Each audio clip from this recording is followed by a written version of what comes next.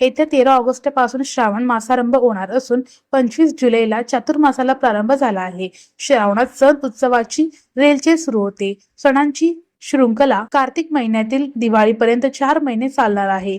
या सणासुदीच्या काळात घराघरात भक्तिमय तर बाजारात उत्साहपूर्ण वातावरण असणार आहे. श्रावण महिना सुरू होता 17 ऑगस्ट रोजी नागपंचमीचा सण साजरा होणार आहे.